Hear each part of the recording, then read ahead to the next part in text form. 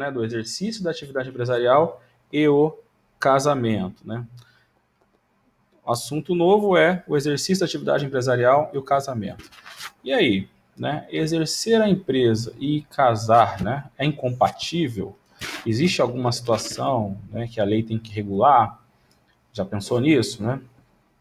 Por que poderia ser incompatível? Qual seria o conflito possivelmente existente para que a lei precisasse regular? Você, quando vai exercer uma empresa, né, montar um negócio, imagina que você vai montar uma loja, o que você está fazendo? Você está pegando parte do seu patrimônio e destinando para uma atividade, não é isso? Então você vai lá pegar um dinheiro que você tem, imagina que você trabalhou a vida toda, recebeu uma indenização, recebeu uma herança, não importa.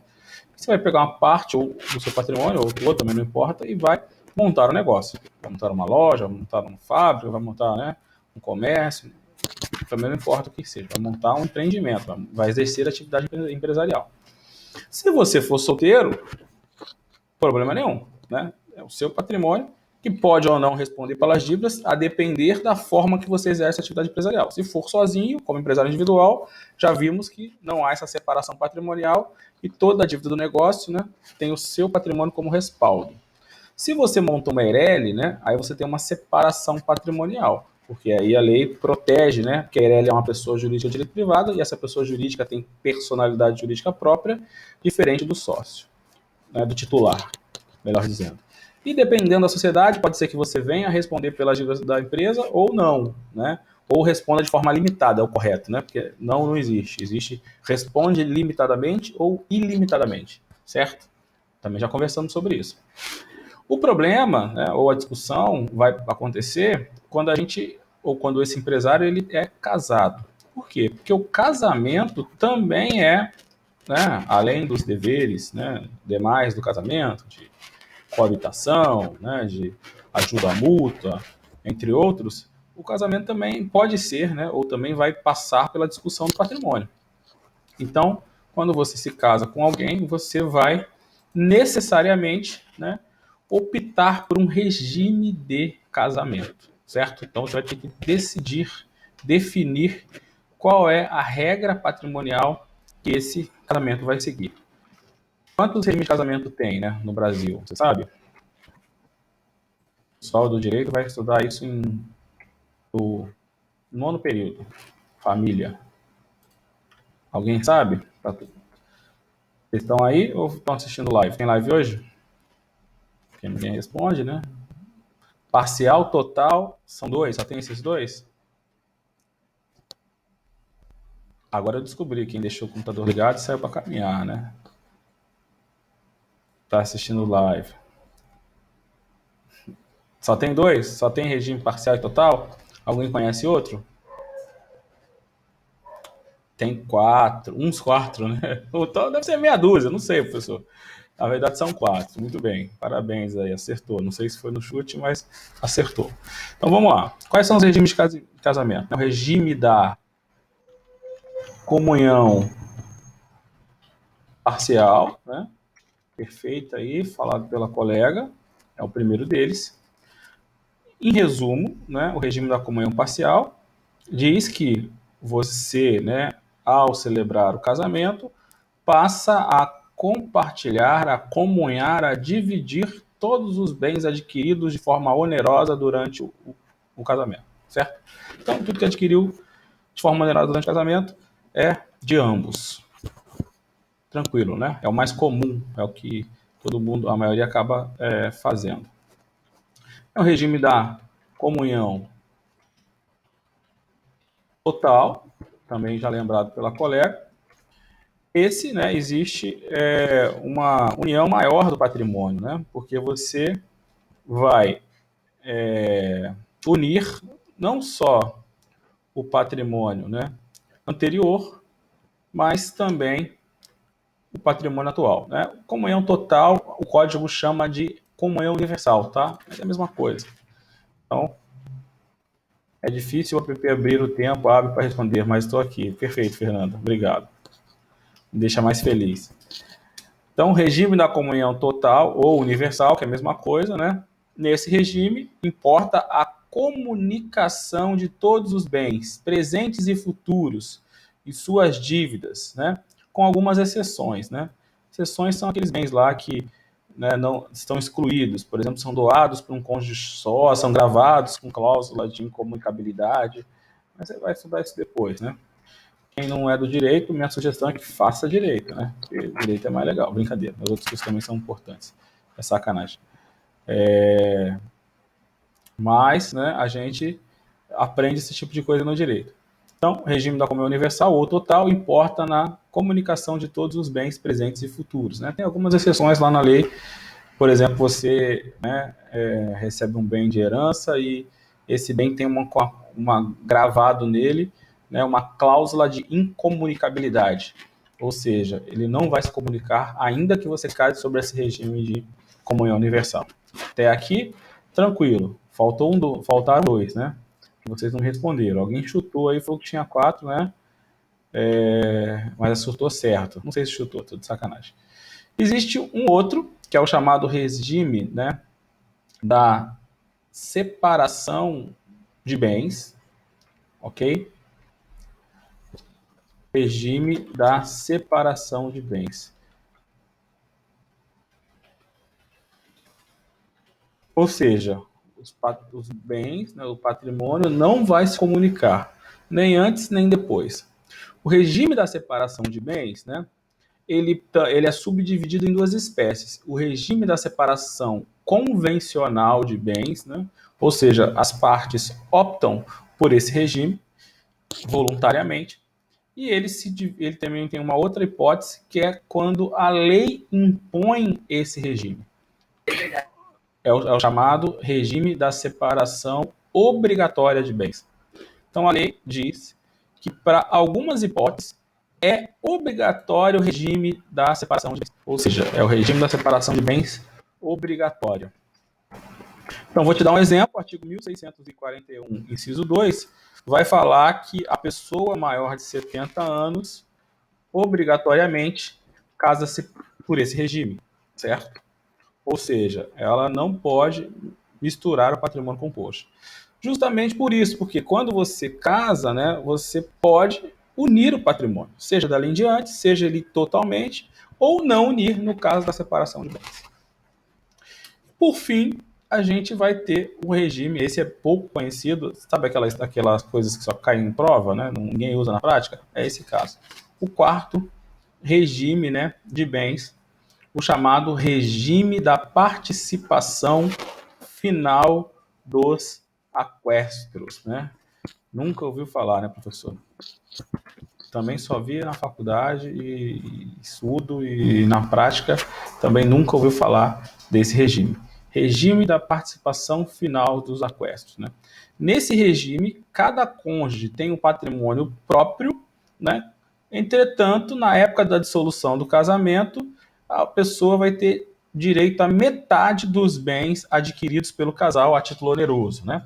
Então, durante o regime de casamento, cada um tem seu patrimônio próprio, mas aí depois eles fazem tipo um acerto, né, para ninguém ficar com prejuízo. Não se preocupe, né, você que vai trabalhar nessa área, vai se aprofundar nesse assunto. E você que for gerente de RH, né, tem o pessoal de RH aí, não vai precisar disso, né? Na verdade, a gente precisa saber só da vedação legal, certo? Mas você já sabe, então, que tem 4 regimes de casamento, ok? Lembrando que separação pode ser legal ou convencional. Convencional é legal. Nunca ouviu falar, ninguém ouviu falar. Essa aqui só serve para cair na prova, já viu? Essas coisas. O que acontece, então, em alguns regimes de casamento? Há uma confusão patrimonial. Há uma união do patrimônio, né? Há uma mistura patrimonial. Né? Que bom, fico feliz. Então, será que daria para mim empreender, montar um negócio, montar uma sociedade com alguém e confundir patrimônio, sendo que eu sou casado e já tenho patrimônio confundido?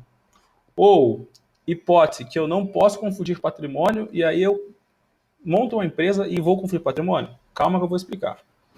Vamos pensar agora na hipótese, né? O assunto agora que a gente vai tratar é o empresário e o casamento. Então, o tema, né, da sociedade, do nosso próximo tema, é o seguinte: o empresário, né, ele pode se casar, né? Ou não? Você já sabe que sim, tem um monte de empresário casado, né? Mas vamos pensar nas hipóteses que não poderia, né? Ou que daria algum problema patrimonial, né? O empresário, ele pode, né? Melhor dizendo, né? Se casar não, mas ele pode, casado, constituir uma empresa? Seria o certo, né? O empresário casado, ou empresária, tanto faz, né? Pode ser sócio, né? Contrair uma sociedade com o próprio cônjuge ou com terceiro,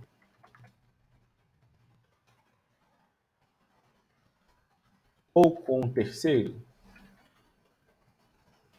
Então, imagine, Pedro é casado com a Karina, certo? Eles querem montar uma sociedade. Será que pode? Será que o regime de bens vai permitir? Imagine, né, que eles sejam casados com o regime da comunhão universal de bens.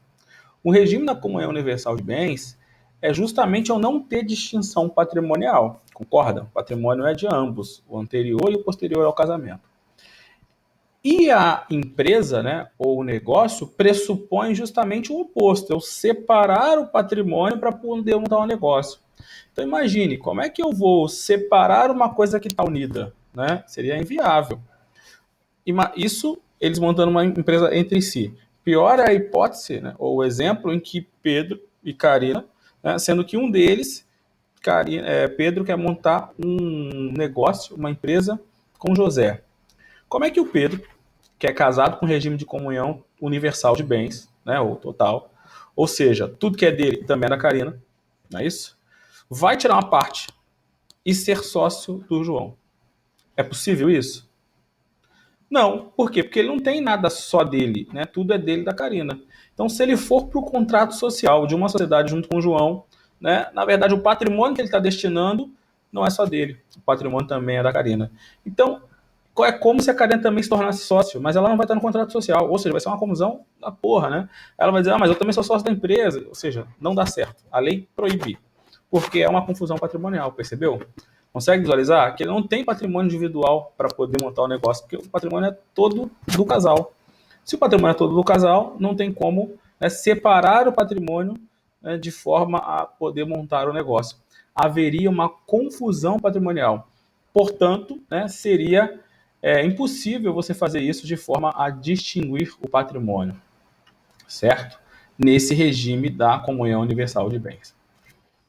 Por outro lado, né, se alguém fosse casado com o regime da da separação obrigatória de bens. Imagina o seu Tício, né? Eu sei que você gosta desse exemplo, né? Tício, com 70 anos, resolve se casar com Maria, né? Sei lá, sou péssimo com o nome, você já percebeu. E aí, algum problema? Não. O problema, ou o que o legislador definiu, né, você pode concordar ou não, que pela idade, né, para evitar, né, o chamado golpe do baú, para proteger esse idoso, ele não pode, né, casar com regime de comunhão de patrimônio, nenhum. Né? Na verdade, ele só pode casar com a separação obrigatória. Ou seja, o casamento é possível, mas não pode unir esse patrimônio, né, para evitar lá o golpe do baú. Pode concordar ou não, mas é assim que a lei define. Então imagine que esse senhor, né, tentando burlar a lei, monta uma empresa e pega o seu patrimônio e põe na empresa e coloca esse cônjuge, que ele não poderia confundir patrimônio, como sócio da empresa. O que estaria fazendo? Estaria havendo uma burla ao sistema. Né? Estaria tentando dar uma volta no sistema. E o sistema não é bobo. Você não. Né? Até porque, quando eu monto um negócio, uma empresa, né, não necessariamente ambos os sócios vão colocar dinheiro. É bem possível, é bem comum, inclusive, eu montar um negócio com você, né? Eu não tenho dinheiro, você tem, então você vai lá, compra, monta, né? Uma loja, compra tudo, monta tudo, e eu vou ser sócio, mas eu não vou entrar com nada, eu vou entrar com trabalho, né? É a chamada sociedade capital trabalho. Então, pode ser que a sociedade, ambos entrem com dinheiro, né? meia-meio, 30-40, não importa, a decisão é do sócio, e pode ser que só um entre com dinheiro e só um entre com, né, e o outro só entre com trabalho. O quanto, né, a pessoa que só entra com trabalho vai ter de participação na sociedade em que o outro entra com dinheiro, aí é uma decisão dos sócios. Os sócios que vão pesar o que é mais importante, né? Se é a presença ou se é o dinheiro, e como é que eles vão dividir essa sociedade aí, por mais que um só tenha entrado com trabalho e o outro tenha entrado com dinheiro, né? Então, isso é uma decisão do sócio, mas é possível. Então, imagine, para não acontecer a burla, né, o desvio, ou seja, eu proibido de casar, né, esse senhor proibido de casar sobre o regime de comunhão, a lei exige, né, se está de acordo ou não é outra história, proibido de casar por uma proteção, ele montasse uma empresa, colocasse essa pessoa como sócio, para quê? Para destinar patrimônio para essa empresa e indiretamente permitir, né, isso, né, permitir a burla a esse sistema patrimonial. Em contrapartida, né, ou de outra forma, se não for por esses dois regimes de casamento, nos outros regimes a lei aceita, né, a lei permite. Então, tudo que a gente falou aqui está previsto lá no artigo 977 do Código Civil. Dá uma olhadinha aí no Código Civil. Faculta-se aos cônjuges contrair sociedade, né, entre si ou com terceiros, né? Por isso que eu falei que eu tinha comentado, né? Você pode se casar, mas aí vai poder montar um negócio entre os sócios ou um casado com um terceiro? Pode, né? Pode sim, desde que não tenham, né, casado no regime da comunhão universal, que a gente já viu, por causa da confusão patrimonial, ou no regime da separação obrigatória de bens. Em outras palavras, né, ou inversamente, se o regime de casamento for a comunhão parcial ou a participação final dos aquestos, né, o que acontece? O impedimento da Constituição só vai ser nesses dois regimes. Nos outros regimes é permitido, certo? É o inverso. Entendeu qual é o racional? O racional é a proteção para evitar a confusão patrimonial. Porque em nenhum negócio, né, vai haver uma destinação patrimonial que não pode se confundir. E nesses dois regimes a lei entende que confunde, certo? Alguma dúvida?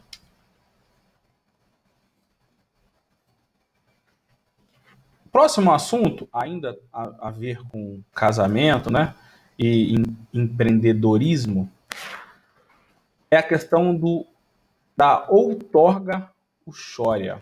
Alguém sabe o que é outorga uxória? Outorga uxória, né? Valeu, Fernanda. Outorga uxória ou outorga uxória, vai depender da pronúncia. Outorga uxória ou outorga uxória é a chamada, também chamada de outorga marital. Se você já ouviu falar, o que é outorga uxória ou outorga marital? É a anuência do cônjuge para celebrar determinados atos. Então, sabia disso, né? Não basta você acreditar que o teu cônjuge manda em você, né? Tem gente que acredita, tem gente que é verdade, né? Não basta você acreditar nisso. A lei diz isso, né? Mandar é óbvio que é brincadeira. O que a lei fala é o seguinte, que alguns atos, para quem é casado, dependem da anuência do cônjuge, né? Mas isso é uma questão patrimonial também, né? Obviamente. Ou seja, quando você casa, novamente, você tem uma confusão patrimonial, né? Dependendo do regime, como a gente já comentou. Imagine só, se você fosse casado e o seu cônjuge fosse lá e vendesse o imóvel de vocês sozinho, sem a sua autorização. Absurdo, né? Provavelmente você já deve ter ouvido falar que não, tem que ter minha autorização. Jesus, né? A gente nem sabe o que faz. A lei, pensando nisso, veda essa possibilidade. Tu casou, foi lá e comprou um imóvel, tá lá batalhando, pagando o imóvel em conjunto. O maluco vai lá, dá uns 5 minutos, vai lá e vende a porra do imóvel. Né? Ou o inverso, né? A maluca, pode ser. Normalmente quem faz uma merda é homem, né? Mas é possível, né? Que seja o lado contrário. Né? E aí, eu mato. Porrada nele. A lei proíbe, né? A lei proíbe. Por quê? Porque o patrimônio é de ambos. Então, esse patrimônio, para ser alienado, depende da autorização do outro cônjuge. Ainda, cuidado, hein? Uma coisa é o imóvel estar gravado no nome das duas pessoas, né? Já viu isso? Então, proprietário, João e Maria. Outra coisa é proprietário é só João, certo? Porque eu posso ter os dois comprados junto ao imóvel, os dois terem pego o financiamento na Caixa. Ou pode só um ter feito o nome dele, certo? Mas pelo fato dele ser casado, a lei exige a anuência do cônjuge. Por quê? Porque não importa se o patrimônio está no nome, né, de João ou de Maria. O patrimônio é de ambos. Por quê? Porque foi comprado na aquisição, né? Foi comprado durante o casamento. O importante é de ambos. Eu não sei o que você perdeu aí, Karina, né? Mas o que eu estou dizendo aqui? Vou voltar um pouquinho. A lei estabelece que quando há um casamento, né, exceto no regime da separação obrigatória, para alguns atos, por exemplo, a venda do imóvel, né, adquirido em comum, precisa da anuência do cônjuge. Se o patrimônio está no nome dos dois, né, então está lá no RGI, né, no Registro Geral de Imóveis, na matrícula, que o imóvel é de João e de Maria, né, aí não estou questionando, porque se é dos dois, né, ambos vão ter que assinar. Mas às vezes o imóvel está no nome de um só, certo? Se o imóvel está no nome de um só, mas pelo regime de casamento, precisa da anuência do outro. Entendeu a diferença, né? Isso está previsto aonde? Isso está previsto no artigo 1647. Essa anuência do outro cônjuge é a chamada outorga uxória ou outorga marital, certo? É a concordância do outro cônjuge para alguns atos, né, de disposição sobre o patrimônio do casal, né, do cônjuge. Né? Olha só o que está escrito no artigo 1647. Ressalvado o disposto no artigo 1648.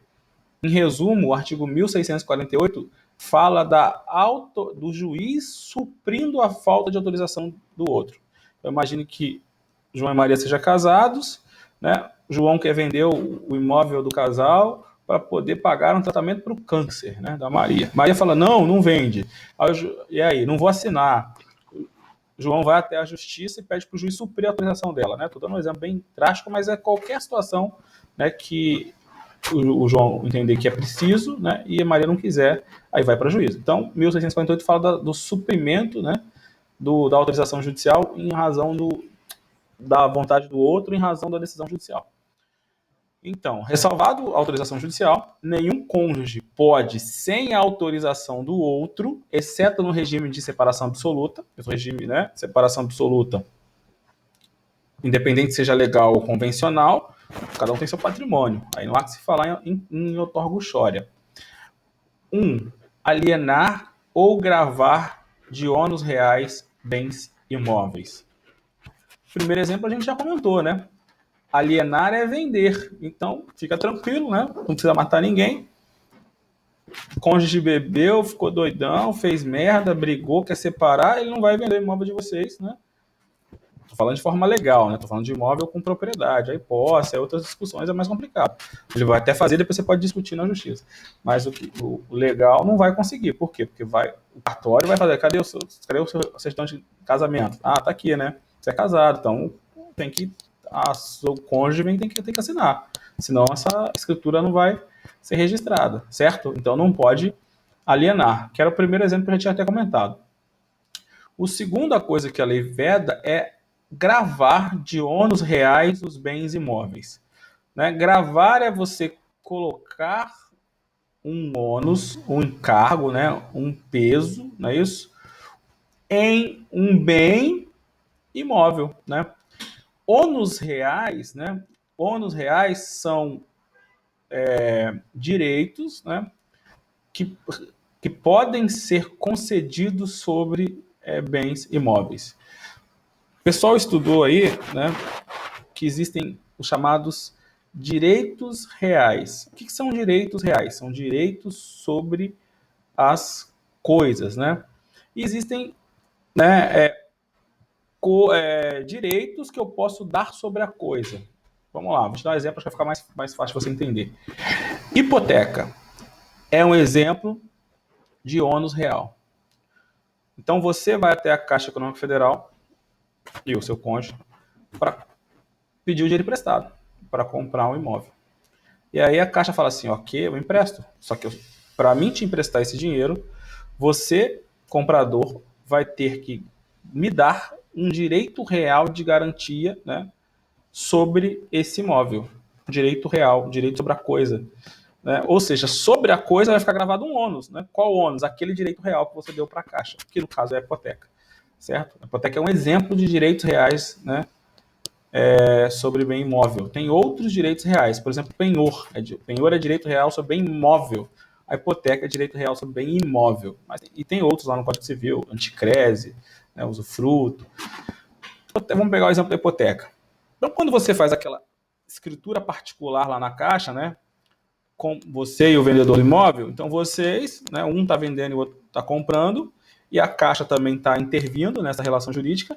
A Caixa vai estar, né, intervindo de que jeito? Prestando dinheiro e recebendo um direito real sobre bem imóvel. Aquela escritura particular que você celebrou lá na agência da Caixa Federal ou do Banco do Brasil, não importa, né?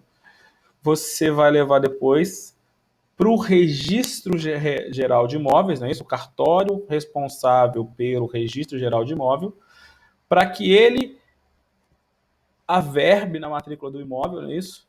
Grave na matrícula do imóvel aquele contrato e, pô, na verdade, o que ele vai gravar não é nem um contrato, vai gravar o contrato e o direito real, as duas coisas. O contrato de compra e venda altera a titularidade, né, do imóvel, o dono, e, ao mesmo tempo, também grava no imóvel um ônus real sobre o bem imóvel, que no caso é a hipoteca. Deu para entender, né? Então, a pessoa não pode ir lá pegar um dinheiro emprestado e colocar o imóvel como garantia, né? Igual tem em filme, né? Estados Unidos talvez possa, porque em filme sempre fala isso. Ah, fui lá, hipotequei nosso imóvel. Já viu esses filmes que faz isso? Aí eu vou, mas como é que você fez isso sem falar comigo, né? E aí o filme faz sempre um drama com relação a isso, né? Aí chora, tá perdendo o imóvel. Aqui no Brasil não tem essa porra. Aqui, para fazer isso, o cônjuge tem que assinar, certo? Isso é autorização ou outorga uxória. Quando mais que eu preciso da outorga uxória? Para pleitear como autor ou réu acerca desses bens ou direitos. Então, você compra um apartamento, o apartamento veio com problema, né? Você quer entrar contra a construtora. Se você é casado, né, exceto pelo regime de separação de bens, o cônjuge também tem que ser autor, né, dessa ação junto com você. Para quê? Para poder pleitear lá a indenização. Um exemplo, né? Terceiro, prestar fiança ou aval. Rapidamente, de forma bem simples, a fiança e aval são garantias, né? Ou seja, uma garantia pessoal que o fiador ou o avalista presta para o pagamento de uma dívida, ok? Os ônus reais são garantias reais, né? Reais no direito é coisa, né? Garantia sobre a coisa. Então, hipoteca, né? O bem imóvel é dado em garantia.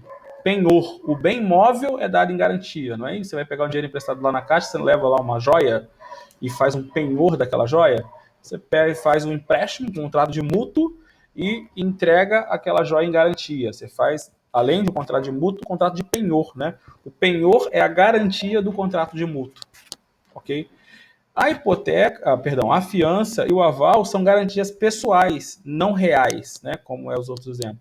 Ou seja, alguém se compromete, né, em pagar a dívida. Quando a garantia é pessoal, o patrimônio que responde é todo o patrimônio da pessoa, não patrimônio individualizado, né? No direito real, o patrimônio é individualizado, aquele patrimônio que responde. No direito pessoal é a pessoa e, obviamente, todo o seu patrimônio, certo? Então, quando eu presto fiança, quando eu faço uma aval, eu estou me comprometendo em pagar determinada dívida ou possível dívida. O caso mais comum é a fiança num contrato de aluguel, né? Então, João tem um imóvel, vai alugar para o José, certo? João locador, José locatário. João fala assim, tá bom, eu preciso de uma garantia, né? Como que você vai, né, pagar caso você fique desempregado? Como você, né, qual é a garantia que eu tenho que você vai pagar? E aí tem vários tipos de garantia, né? Tem calção, tem, né, seguro-fiança e tem a fiança, né, em si, certo?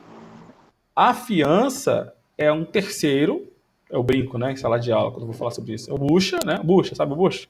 Aquele que não tem nada com isso. Não vai morar, não vai receber aluguel, mas vai ter que pagar. É bucha, né? Vamos combinar? Bucha. Sugestão, não seja fiador. Né? Que é uma furada isso, porque você não tem benefício nenhum. Né? Nem mora e nem recebe dinheiro, só paga. Né? É que é amigo, né? Amigo, você tá ligado, só serve pra ferrar a gente. Não é isso? Parente, cunhado, certo? Cunhado, amigo, é isso.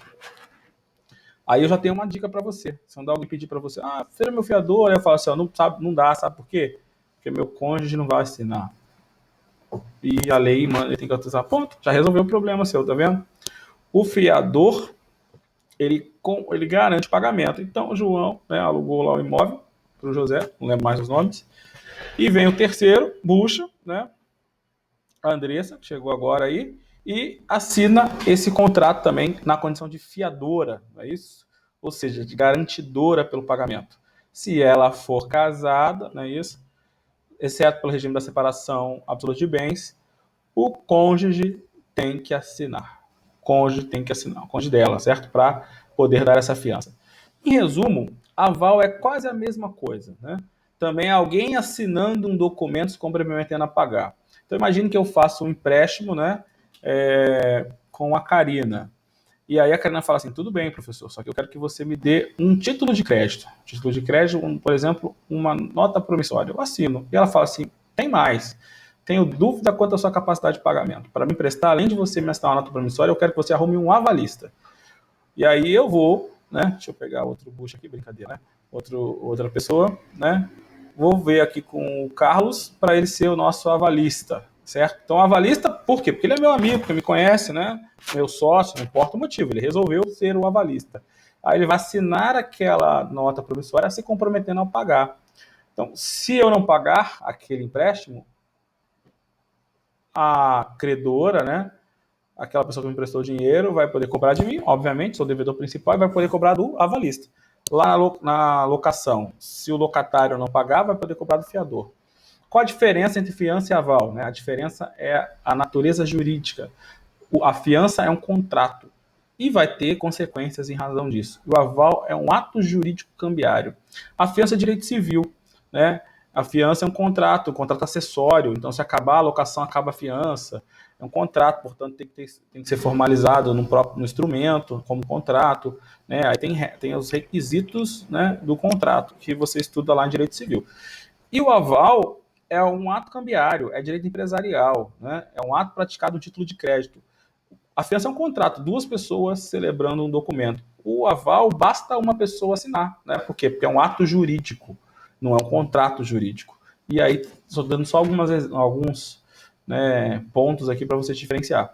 Seja fiança ou seja aval, também preciso da outorga uxória.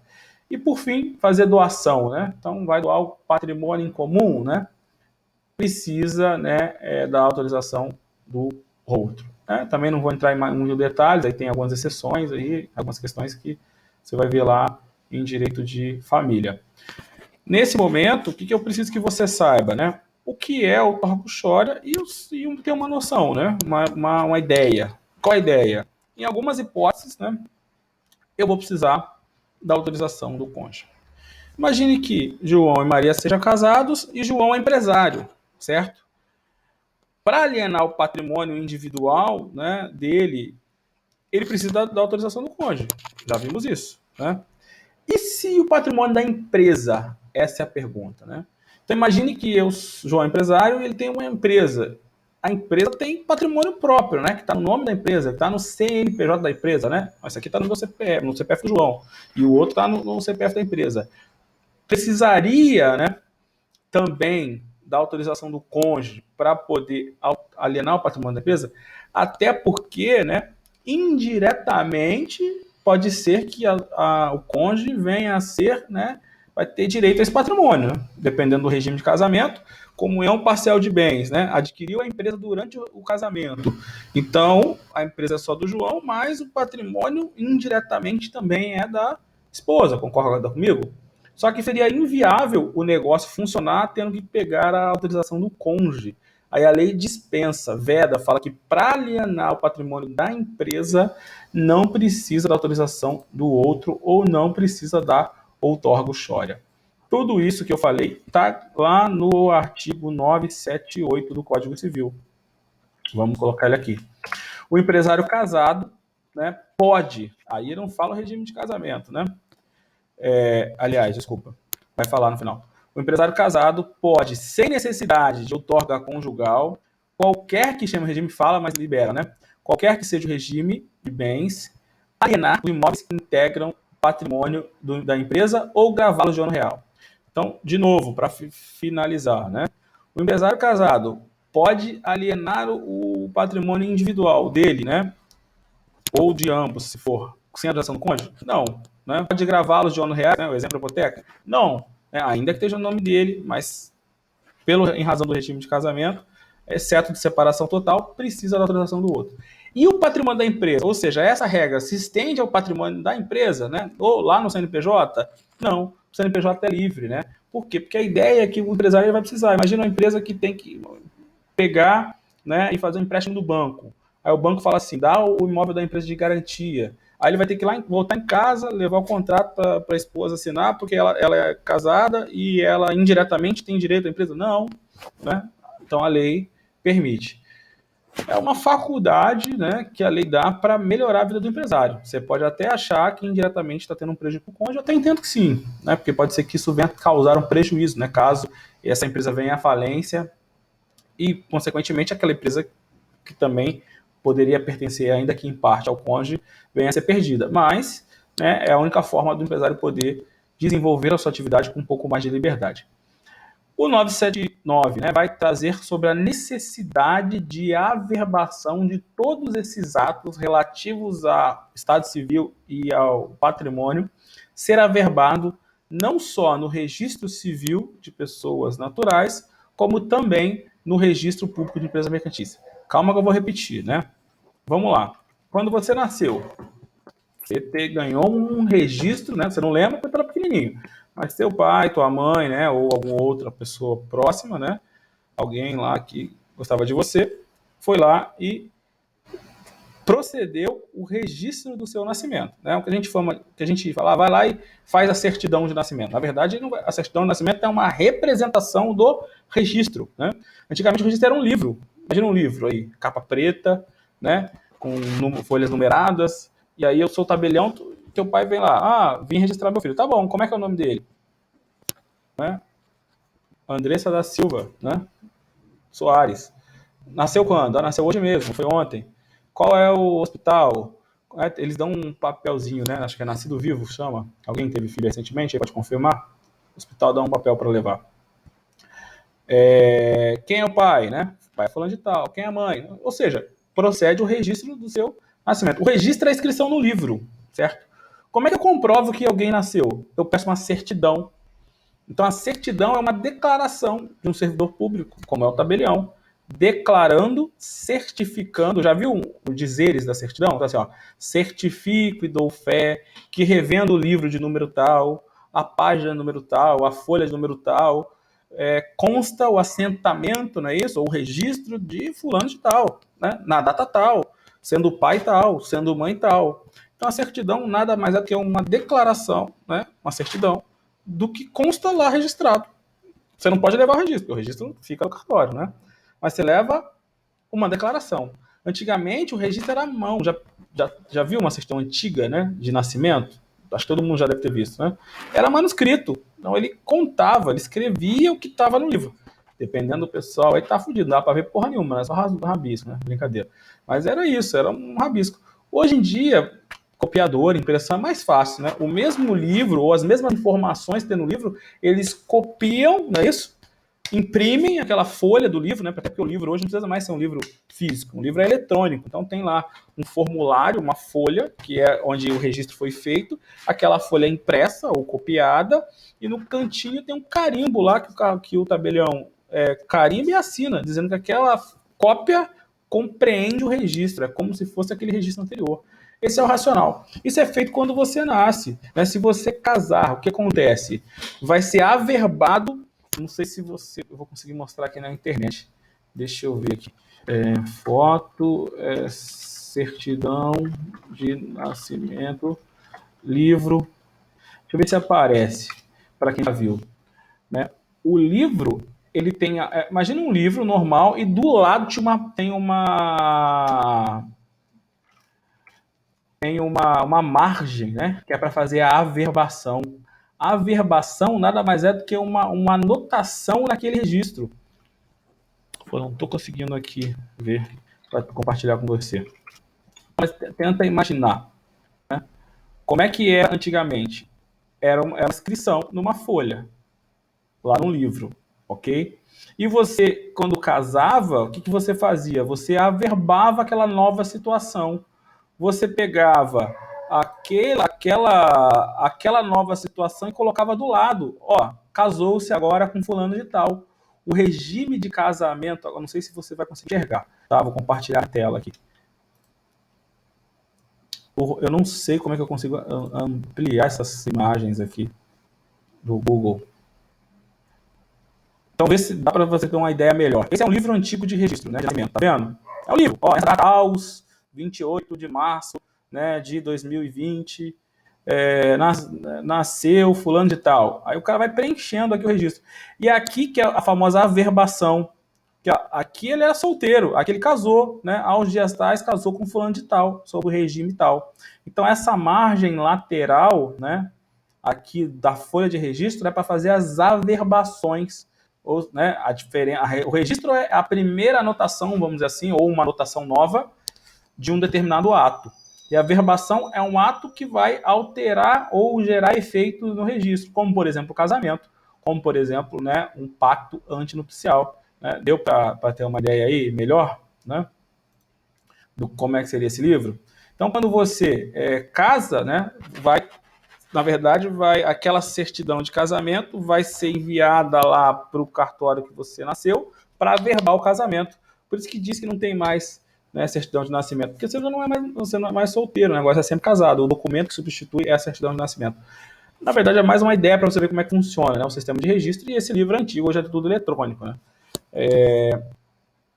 Mas eu preciso levar para o controle público esses atos que são importantes para a vida, né, pessoal e para a vida entre as pessoas, certo? Porque, a princípio, uma pessoa que quer casar não pode casar de novo, né? Então, quando a pessoa for casar, eu preciso fazer uma consulta para ver se a pessoa já é casada, né? Aí, união estável é outra discussão, né? E isso também, hoje em dia, até é muito discutível, mas ainda a lei não mudou, certo? Então, quando a pessoa vai casar, ela dá a entrada, leva certidões, né, para comprovar que eu não sou casado, né, ou sou divorciado, para permitir um novo casamento, certo? Então, e mais, né? Qual é o regime do meu casamento? Isso também tem que estar consignado nesses escritos, né, ou nesses registros. Da mesma forma que isso acontece, né, com o estado civil das pessoas, isso também acontece com a questão das empresas. Né? As empresas precisam de um controle público, a gente já comentou sobre isso, que é o registro, né, civil de pessoas jurídicas, no geral, ou especificadamente para as empresas, né, para sociedades empresárias, empresário individual, o registro público de empresas mercantis, né, que é lá que fica a cargo da junta comercial. Para esse, né, sistema também tem um controle dos atos. Ou seja, a empresa nasceu, né, ou para a empresa nascer, melhor dizendo, o que eu preciso fazer? Fazer um registro de quem? Do ato de constituição da empresa, que inclusive é o seu trabalho, né? Então vai pegar aquele contrato social, agora quem já fez já vai visualizar, né, mais fácil. Vai pegar aquele requerimento de empresário, vai pegar aquele estatuto, dependendo do tipo, é feito hoje até pela online, pela internet, né? O caso do MEI, por exemplo. O MEI eu faço pelo site aí do microempreendedor individual. Antigamente não, eu tinha que ir com aquele documento até a junta comercial, que era responsável pelos registros públicos de empresas mercantis, e dar entrada naquele documento, protocolar aquele documento, né? Levar documentos que comprovem as coisas. E aí eles iam conferir se está de acordo com a lei, né? E tudo que vai refletir civilmente na empresa e nas dívidas da empresa tem que ser averbada lá no registro público de empresas mercantis. Então, se eu mudei o meu regime de casamento, eu tenho que levar isso para lá, porque isso pode interferir. Se eu fiz um pacto antinupcial, por exemplo, dizendo que um imóvel que eu já tinha, né, não vai, meu regime é da comunhão total, mas um imóvel que eu já tinha não vai entrar, isso é um pacto antinupcial. Além de averbar no registro civil, isso tem que ser levado para o registro empresarial. É isso que eu estou querendo te dizer. A lei manda fazer isso, né? Isso é o que está no artigo 979. Vamos lá para o 979. Já tinha colocado aí para você. Além de, no registro civil, serem arquivados, né, e averbados no registro público de empresas mercantis, os pactos, né, e declarações antinupciais. Isso é a disposição a respeito do regime de casamento. Né? Depois você vai estudar em família, que além dos regimes, esses pré-estabelecidos, quatro que a gente estudou, eu posso fazer uma mudança, né? Um pacto, eu posso trabalhar o regime, ou seja, eu quero da comunhão universal, mas eu quero que essa imóvel X ou Y esteja fora. Seria um pacto antinupcial, por exemplo. Né? As doações, a herança, né? O legado. Qual a diferença entre legado e herança? Alguém sabe?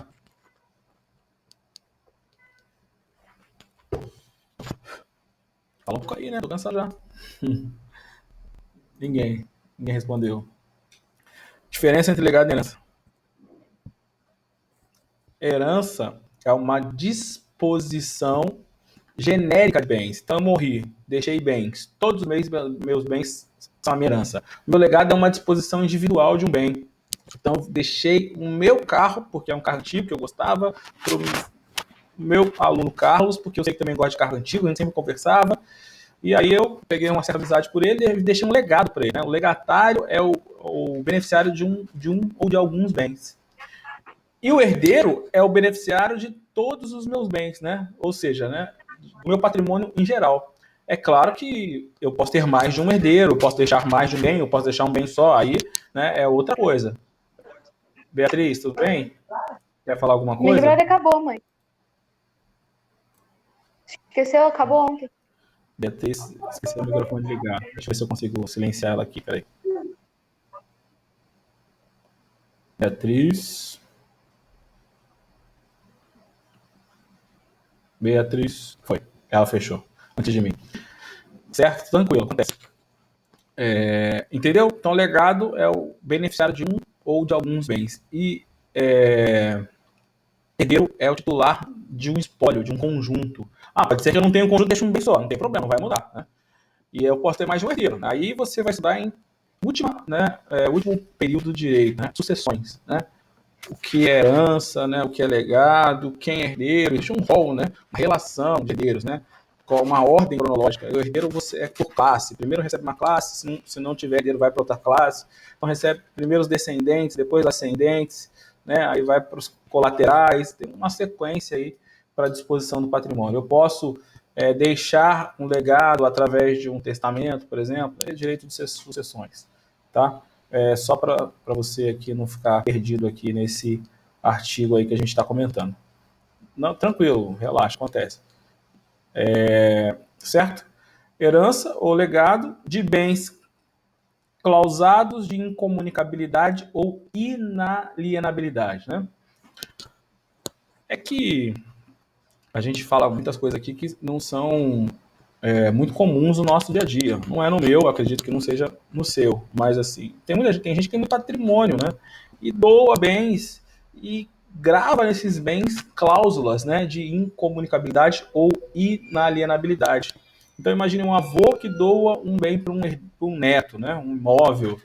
E aí o que ele faz? Ele quer que esse imóvel não se comunique com eventuais cônjuges. O que ele vai fazer? Nessa doação, ele vai gravar uma cláusula de incomunicabilidade, ou seja, aquele patrimônio é só dele e não se comunica com outrem, independente do regime de casamento. Seria uma cláusula de incomunicabilidade. E uma cláusula de inalienabilidade é a proibição da venda daquele bem. Né? Então, às vezes, normalmente essas cláusulas andam junto. Né? Então, a pessoa recebe o bem com uma cláusula tanto para não se comunicar quanto para não vender. Não sei se isso é bom, sinceramente. Por quê? Porque um imóvel, por exemplo, tem que ter dinheiro para manter, né? Adianta eu receber um imóvel e não ter dinheiro para pagar IPTU? não ter dinheiro para fazer uma reforma. Tem caso aqui até de clientes que tem uma casa lá em Cambuinha, uma casa de 500 metros quadrados, uma casa que hoje vale mais de R$ 1 milhão, sei lá, mas não consegue pagar IPTU no final do ano, que custa R$ 20 mil, né? Não consegue pagar o jardineiro para poder cortar a grama da casa, não consegue manter, a casa tem 20 anos que não tem uma pintura, então não sei se é bom, né? Mas juridicamente falando é possível, né? É triste, né? É triste. Tá? Só para você saber o que é isso. Então, fechamos aqui esse último aspecto, né? Fala sobre a obrigação de levar esses acordos a registro também no Registro Público de Empresas Mercantis. E o último assunto ainda em relação a isso é a questão do divórcio, né? Não sei se você sabe, o divórcio em si é uma coisa relativamente recente no ordenamento jurídico brasileiro, né? Antes do divórcio, as pessoas primeiro deveriam se separar, né? Ficar um tempo separado e depois ele convertia a separação em divórcio, né? Obviamente que mais atrás ainda, né, você tinha a proibição, né, da separação, já teve épocas no Brasil, acredite, que a separação era proibida por lei, então uma vez casado era indissolúvel. Com a evolução disso, aceitou-se ou passou-se a aceitar a separação, então você permitia a separação e a pessoa se separava e ficava um tempo separado. E depois, mais futuramente, veio o divórcio ou o divórcio direto, né? Então agora você não precisa passar por esse processo de separação para depois divorciar, você pode divorciar direto, né? O divórcio, né, direto é uma coisa relativamente recente.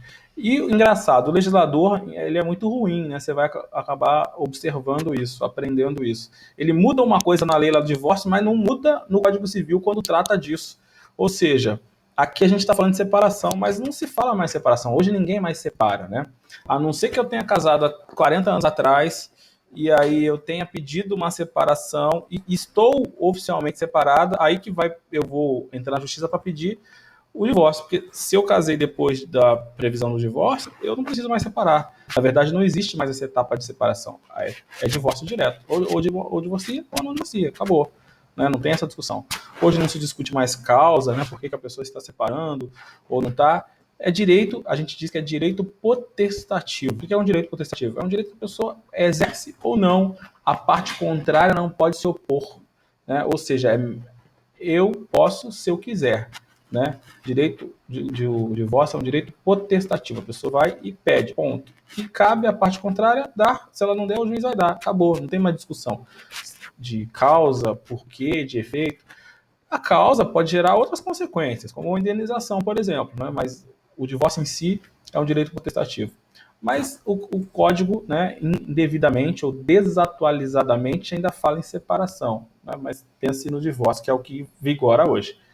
A sentença que decretar ou homologar a separação judicial, né? Então imagine, o empresário que se separou, ou o ato de reconciliação, a lei que falava de separação falava que primeiro você se separava, mas você podia se reconciliar, né, em determinado período, em determinados anos. Isso acabou. Né?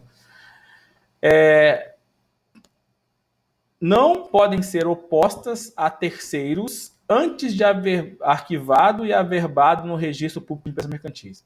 Qual é o racional aqui? Qual é o raciocínio? O que você tem que entender? Imagine que eu seja, né, empresário, imagina que eu tenha um patrimônio em comum e estou empreendendo. Eu fiquei devendo e esse credor penhorou um patrimônio meu, né? Só que eu tenho um cônjuge, certo? Aí meu cônjuge vai dizer, não, mas eu já estou separado, né? O que o código está dizendo? Para que o terceiro lá saiba, né, que houve a separação e, portanto, aquele patrimônio, né, já é só dele ou não é dele, né? Ou às vezes, aí depende de como é que ficou na separação. Ou seja, para que esse cônjuge possa falar para aquela pessoa, alegar para aquela pessoa, ou opor a separação para proteção do seu patrimônio individual ou da parte que lhe cabe, ele tem que fazer o quê? Ele tem que levar lá para o registro público de empresas mercantis. Então, todos os atos, inclusive a separação, hoje divórcio, deve ser averbado no registro público de empresas mercantis. Por quê? Porque isso pode ter efeitos, né, jurídicos, ok? Então imagine que hoje eu sou empresário, né, e eu negocio, compro mercadorias e não pago. Pode ser que o meu patrimônio pessoal venha responder? Pode, de várias formas, né, ou por várias razões. Ou porque o meu sistema empresarial, né, o meu modelo empresarial, meu tipo empresarial não me dá separação patrimonial. Por exemplo, empresário individual, uma sociedade, né, de advocacia, por exemplo. Né? E aí pode ser que a minha casa, onde eu moro, né, venha a ser penhorada. E aí o cônjuge fala assim, peraí, mas a casa não é só dele, a casa também é minha, né? E eu me separei, certo? Ou seja, 50% do patrimônio me pertence. O que a lei está dizendo? Que tem que averbar isso lá no Registro Público de Empresas Mercantis, justamente para poder alegar isso a terceiros, tá? Isso é importante. A jurisprudência reconhece a separação patrimonial independentemente dessa averbação. Mas para fins de prova, né? Para fins de OAB, para fins de concurso, você tem que saber o artigo.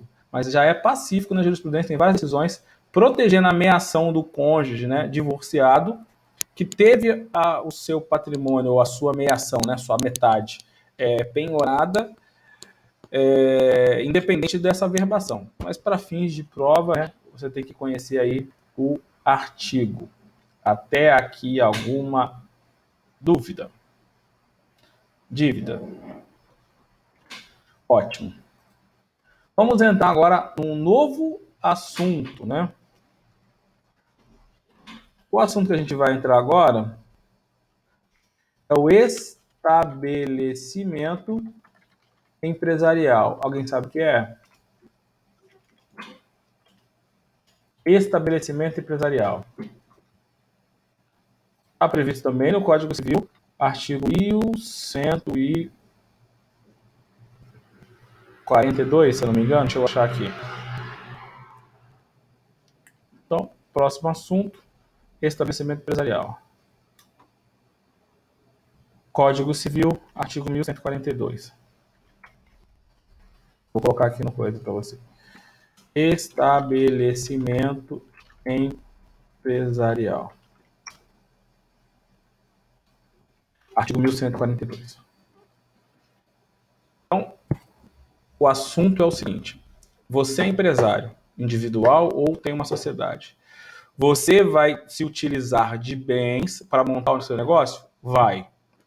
Esses bens compõem o que a gente chama de estabelecimento empresarial. Então imagine, né, que o Gustavo resolveu montar uma loja no shopping de Santa Cruz. Para isso, o que o Gustavo vai fazer? Vai comprar mercadoria, vai comprar partilheiras, vai comprar um balcão, vai comprar caixa, vai colocar dinheiro, né, para capital de giro. Ele vai ter um complexo de bens para montar essa atividade, concorda? Então o empresário ou a sociedade empresária, para desenvolverem a sua atividade, elas precisam de um complexo de bens chamado de estabelecimento ou estabelecimento empresarial, certo? Então, o estabelecimento ou estabelecimento empresarial é o complexo de bens que o empresário se utiliza para o exercício da sua atividade. A gente acrescenta, né, ou diz, ou a doutrina diz, que além dos bens físicos, né, que a gente vai falar sobre eles já, além da partilheira, da mercadoria lá, da roupa, não sei o que vai vender, né, do balcão, do dinheiro que está na conta corrente da empresa, ele também tem uma coisa que se chama organização racional desses bens. Ou ainda, um nome mais difícil, né, mas é importante saber para a prova, o aviamento. O que é o aviamento? Né? Também compõe o estabelecimento empresarial. E é a organização racional dos bens. Vou dar um exemplo, talvez fique mais claro. Imagine que eu te dê tudo que você precisa para montar uma loja.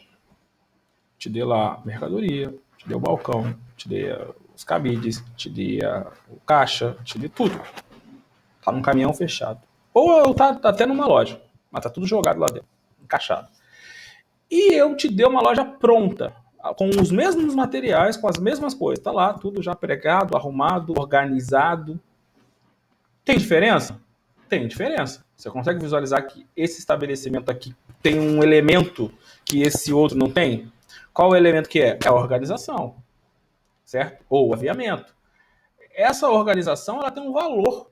Isso ela tem um valor não só, né, perceptível em termos estéticos, mas também perceptíveis em termos financeiros. For para você comprar, né, qual vale mais? Uma loja está lá para eu organizar ou uma loja que já está organizada, né?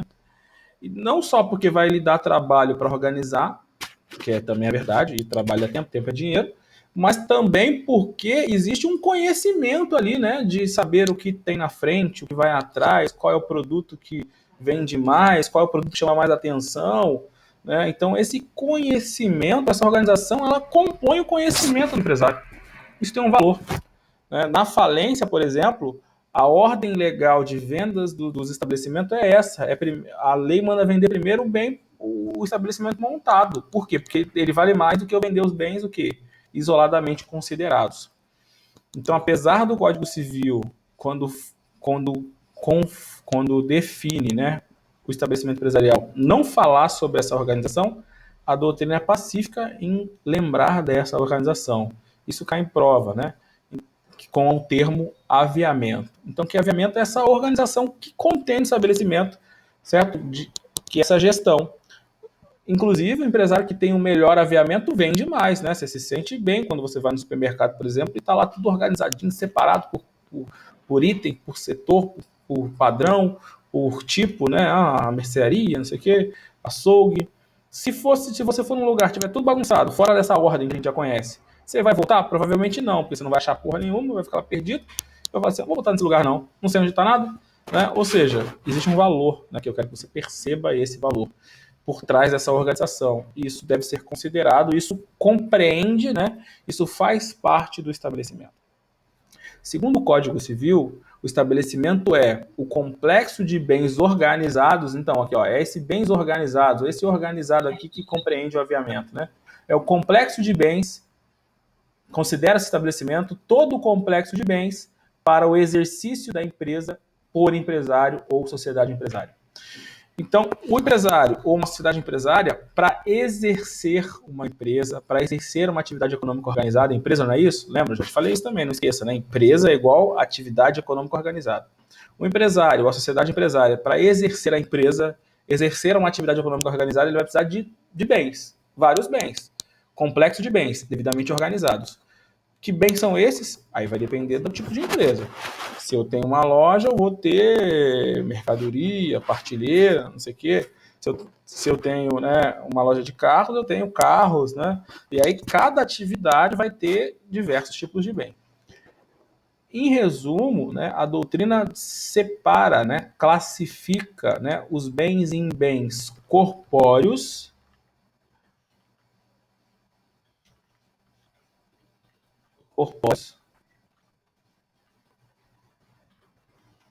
e bens incorpóreos. No direito civil, você estuda essa classificação de bens, não sei se você vai se lembrar, né? Bens, pelo direito civil, podem ser divisíveis, indivisíveis, corpóreos, incorpóreos, tangíveis, intangíveis, fungíveis e infungíveis. Lembra disso? Para a gente aqui, a doutrina fala só em bem para o direito empresarial, bens corpóreos e incorpóreos. O que são bens corpóreos? É a máquina, é equipamento, não é isso? É um veículo, né? São bens que têm corpo, não é isso? O que são bens incorpóreos, né? Também a gente chama de bens intangíveis, né? Aqueles bens que não têm corpo e são inclusive muitos, é muito importante ainda, né? Que bens são esses? É a marca, né? Esse trabalho de marca é a patente, o que mais? Né? O ponto comercial, né? Esses são os bens incorpóreos, né? São bens que você não vê, mas nem por isso são menos importantes. Software, muito bem lembrado aí, Fabrício. As empresas mais valiosas hoje no mundo têm como ativo principal bens o quê? Incorpóreos. Pensa na Apple, pensa no Google, né? Pensa nessas empresas. O Facebook, né? se você for pensar o tanto de bem, tem um CPD lá, né, alguns CPD espalhados pelo mundo, mas se você for comparar com uma Petrobras, com uma mineradora que tem jazidas, navios, caminhões, né, instalações, nem se compara, né? Você vai ter uma quantidade patrimonial muito grande, de bens corpóreos muito grande, comparado com isso aqui que só tem tecnologia, né? O Uber, as grandes empresas, né? Isso que complica fazer o valuation de uma empresa dessa, porque é difícil você calcular, né? Quanto vale, né, um bem corpóreo, né? Então, o valor do Google,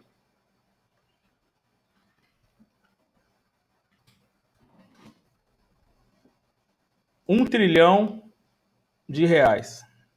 né? A Alphabet, que é a hold que controla as empresas do Google, atingiu em janeiro de 2020 R$ 1 trilhão.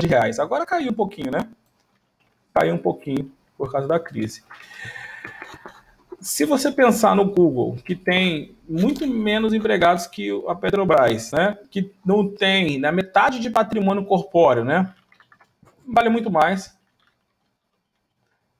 Petrobras, se eu não me engano, estava 500 bilhões de reais, é isso? Alguém sabe?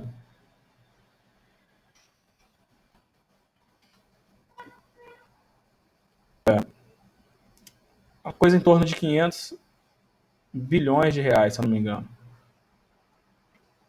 Ou seja, metade do valor do Google, e tem N mais bens corpóreos, certo? Então, não tem essa confusão. Né? Ou não deixe de perceber que uma coisa não é porque corpórea vai valer menos que outra, certo? Então, resumidamente, você já sabe o que é estabelecimento empresarial. Cuidado, estabelecimento empresarial não se confunde com empresa, hein? Certo? Empresa é o quê? Lembra? Empresa é a atividade econômica. Já falei isso, né, para vocês, acho que em sala de aula. Econômica organizada. Empresa é igual atividade. Empresa é diferente. Deixa eu ver onde é que tem esse bagulho aqui, o símbolo de diferente. Não sei onde tem. É diferente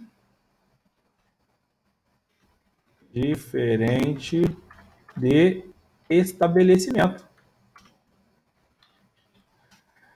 É muito comum no Brasil, principalmente, que a maioria das empresas são pequenas empresas, que a empresa só tem um único estabelecimento, confundir empresa com estabelecimento. Então a pessoa fala assim, estou indo para a minha empresa. Na verdade, ela está indo para o seu estabelecimento empresarial. Porque empresa não é local, né? Empresa é atividade. E ninguém vai para atividade, ela vai para um local, ok? Então, eu tenho uma loja, o Fabrício, que eu tinha dado exemplo, acho que era, né? Tem uma loja em Santa Cruz. Atravessa a rua, vai para a empresa dele. A gente fala isso, né? É normal falar assim, coisas que estão tecnicamente erradas. Então você fala que vai na delegacia prestar queixa ou oferecer denúncia. Isso está errado, né? Você vai lá dar notícia do crime, porque queixa e denúncia são peças criminais próprias do direito penal. É no processo penal, o Ministério Público, se entender que houve crime, né, que alguém praticou um crime, ele vai oferecer denúncia contra a pessoa. Isso é uma peça criminal. E para os crimes de ação penal pública, né, incondicionada, ou seja, aqueles que competem ao Ministério Público promover a responsabilização. Para os crimes de ação penal pública privada, né, de ação penal privada, perdão, né, aqueles que o particular tem que buscar a sua reparação, como é o caso da injúria, né, por exemplo, a pessoa tem que contratar um advogado para que mova uma queixa-crime, que é uma peça, a petição inicial, um documento, em que ele oferece ao juiz, né, a queixa-crime daquela prática, né, criminosa e pede a sanção do juiz, pelo juízo, né, pelo Estado, certo? Mas as pessoas falam que na delegacia prestar queixa e oferecer denúncia. Tecnicamente está errado. Claro que você não vai corrigir, né, o leigo, porque o leigo não tem obrigação de saber, mas tecnicamente isso não é certo. Assim como chegar no escritório e falar assim, doutor, quero fazer um uso campeão, já ouviu falar? Também está errado, né? É uso capião, né? Ok? E mesma coisa, estou indo para a minha empresa. Tecnicamente está errado, porque a empresa é atividade. Você está indo para o seu estabelecimento empresarial, né? Porque dentro do estabelecimento ele vai estar situado em um local, né, em um ponto. E aí, por isso que é o certo você dizer. Olha esse exemplo que você vai entender que eu estou falando certo, que tem mais sentido, né? Você não chamar aquilo de empresa. Se você pensar na empresa do Fabrício, exemplo, né, que só tem uma coisa, tudo bem. Mas se o Fabrício é dono da rede de drogarias Pacheco, que tem, sei lá, 900 lojas, ele sai da sala de aula e fala, estou indo para minha empresa. Não te disse nada, concorda? Tá vendo como é que nesse caso, né, fica claro que está errado? Por quê? Porque ele pode estar indo para a loja 1, para a loja 2, para a loja 3, para a loja 4, para a loja 5. Provavelmente nem para lojas ele está indo para o escritório. Ele pode ter 2 escritórios, um na Barra, um no centro. Ele pode ter galpões, não é isso? Depósito, aliás, terá, né? Provavelmente tem uma empresa desse porte. Perceba que a empresa do Fabrício, que é, né, dono da Drogarias Pacheco, é toda a atividade de distribuição de medicamento. São todas as lojas ou todos os estabelecimentos que ele tem, né? Então, a gente não. A loja 1, loja 2, loja 3, loja A, loja C, aí às vezes você pode dar nome, né? Ou pode dar números, não importa. São os estabelecimentos que ele tem. E esses estabelecimentos todos, né, compreendem o quê? Né? A sua atividade empresarial. Todos esses estabelecimentos, né, inclusive depósito, inclusive escritório, né, compreende a sua atividade empresarial. Então, nesse caso, né, não dá certo falar que vai na minha empresa, porque a minha empresa é tudo. Qualquer lugar que ele esteja, ele está, na verdade, desenvolvendo a sua atividade empresarial. Percebeu? Né? Então é importante, né, ter essa distinção em mente. Tá? Por ser, o que eu quero que você tenha em mente, né? A empresa, ou melhor dizendo, perdão, o estabelecimento empresarial, ele pertence ao patrimônio do empresário. Né? Ele compõe o acervo patrimonial do empresário. Inclusive, o empresário pode ter vários estabelecimentos. Só que ele é um conjunto unitário de bens, não é isso? Ele é um conjunto de bens que pode... A lei, inclusive, fala que eu posso fazer negócios separados, né? Ou negócios individualizados por esse, ou nesse estabelecimento empresarial. Então, vou te dar um exemplo para ficar claro. Imagina que o Fabrício, dono da drogaria Pacheco, resolve fazer algumas mudanças. Ele fala, eu quero fazer mudanças para melhorar. E uma das coisas que eu vou fazer, eu vou vender as 10 lojas, né, ou 10% das lojas, não importa. Né, tenho 900, vou vender as 90 lojas que me dão mais prejuízo, né, ou que me dão menor lucro. Vai pegar, fazer um ranking, né, de qual é a loja mais lucrativa e vai pegar as menos lucrativas lá. E vai vender. Né, vai vender e depois vai montar outras, aí ele decide o que ele vai fazer. Certo? Quando ele faz isso, ele está fazendo o quê? Negócios individuais em cada loja daquela lá. Ele pode vender uma para cada um, vende para o lojista do bairro, né, para o outro farmacêutico que tem uma loja na esquina, próximo. Ou ele pode vender as 90 de uma vez só para uma outra rede, uma drogarias, né, sei lá, Onofre, ok? Então, o Fabrício pode individualmente vender uma ou diversas, ou um conjunto dessas lojas, né? Ou fazer negócio. Vender é um exemplo, mas eu posso fazer outros tipos de negócio. O negócio mais comum é a venda, é a alienação.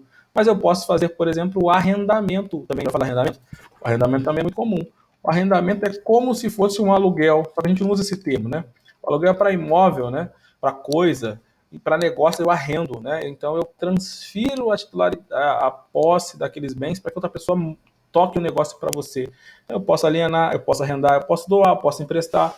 Né? Então, a lei, no artigo 1143, traz a possibilidade, né, de que o estabelecimento, de forma isolada, né, ou alguns deles, sejam objeto unitário de direitos ou negócios jurídicos. Então, eu posso fazer um arrendamento, eu posso alienar, eu posso, né, fazer um usufruto, ok? Negócios jurídicos. Translativo de transferência ou de constituir direitos, tá? Desde que sejam compatíveis com sua natureza. Em resumo, sabe o que é usufruto?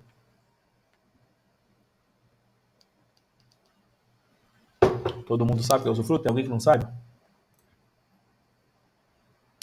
Então, vou explicar rapidamente. O usufruto é um direito, né, real sobre bem também. Né? É um direito que eu constituo sobre um bem. O que é o usufruto? Né? Vou te dar um exemplo que acho que vai ficar mais fácil de você identificar.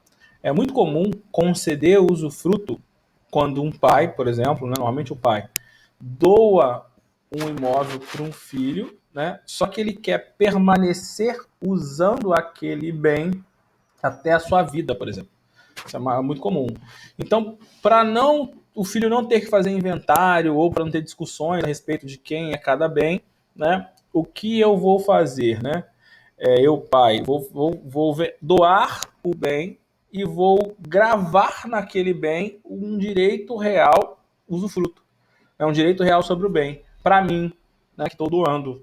E vou dizer assim, ó, você está com o bem, você é o proprietário, né, do bem, mas é o proprietário indireto, né? Você é o proprietário do bem, só que você, né, ele, né, que recebeu o bem, aliás, vai ser o proprietário do bem, mas ele não vai ter direito ao uso, né? Por isso que chama usufruto. O uso e os frutos do bem são meus. Então, se eu quiser alugar e receber frutos, né, os aluguéis são meus, porque eu tenho usos e os frutos, né, ou usufruto. Então, o usufruto é gravar naquele bem, né, que alguém, eu que estou doando, por exemplo, vou ter direito aos usos e os frutos. Uso, o fruto, né, a venda são partes de uma coisa que é chamada propriedade, né? O que é ter propriedade de alguma coisa, né? Ser proprietário é poder usar, gozar, né? Ter a posse, né? Alienar, buscar a coisa onde ela está. Então, a propriedade, não pode vender, né? Na verdade, vamos lá.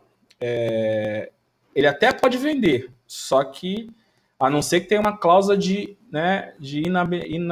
inalienabilidade.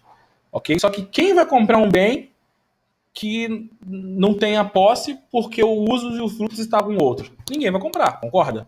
Se não tiver nenhuma cláusula proibindo a venda, o filho pode vender esse imóvel sim. Mas você compraria um bem em que você vai ser o dono, só que não vai poder usar até a morte de alguém? Dificilmente isso vai acontecer. Então, indiretamente, acaba proibindo a venda. Porque quando eu compro um bem, eu quero o bem né, eu quero a propriedade, quando eu adquiro a propriedade de alguma coisa, né, através da compra, por exemplo, eu quero o bem na integralidade. Eu quero usar, gozar, usufruir, vender. Quando eu instituo o usufruto, eu só transfiro alguns direitos da propriedade. O usufruto conserva, né, o uso para mim, né, ou para quem instituiu, certo? E aí por um período que eu estabeleci, pode ser até minha morte. Eu posso ter um imóvel, você vai fazer. Né, meu irmão fez uma prova, foi estudar numa universidade, vai ficar 5 anos lá. Eu posso dar para ele, uso o fruto daquele imóvel durante 5 anos. O mais comum é até a morte de um filho de um doado, mas tem outras hipóteses, tá? Eu posso instituir um usufruto, por exemplo, numa empresa, né? Num comércio. Então eu deixo, né? Eu dou aquele comércio, dou aquela empresa, mas instituo o usufruto. Seria um outro exemplo. Não é tão comum, tá? Mais comum o usufruto era a doação de um imóvel para um herdeiro, normalmente um filho, certo? Só para você ter uma noção do que é um usufruto. Não sei se ficou alguma dúvida aí, deixa eu ver se alguém perguntou alguma coisa. É a utilização do bem herdado sem direito à venda? Usufruto é a utilização da pessoa que doou o bem. Quem recebeu o bem, né, na verdade, ele recebe o bem com esse ônus.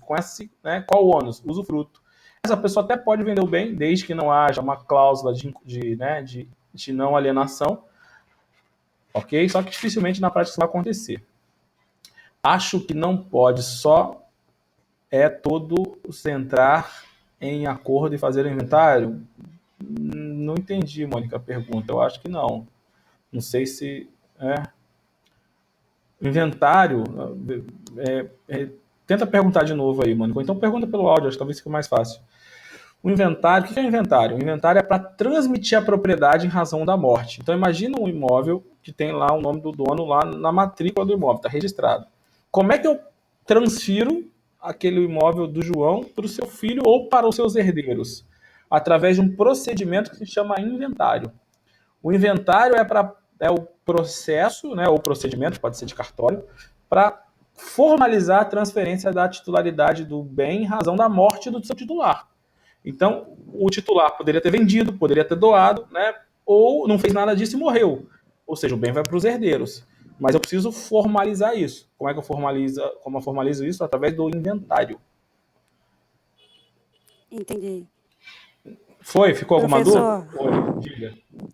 então, aqui em casa, na minha família, Sim. meu pai veio a falecer. Ok, Porém, os herdeiros dele somos eu e as minhas irmãs. perfeito. Os irmãos não. O que acontece? Todo mundo entrou em um censo para poder vender a parte de todos, porque não poderia só vender uma parte. Como ele tem irmãos, eles teriam que fazer um inventário. Irmãos Dentro seus ou irmão do seu pai? Não, do meu pai. Não. Só que meu pai veio a falecer, então eu não sei se eu teria que entrar. Então vamos lá. Quando a pessoa morre, por exemplo, seu pai, a lei vai estipular quem são os herdeiros legais. Né, aí tem uma ordem legal. Filhos, se não tiver filhos, aí os pais, depois vão para os. Né, existe uma regra, né? Depois vão para os tios, ok? Só que me parece, eu não conheço a história, mas me parece que esse bem provavelmente era do seu avô, não é isso? Passou para Isso seu. era dos meus avós, eles vieram a falecer.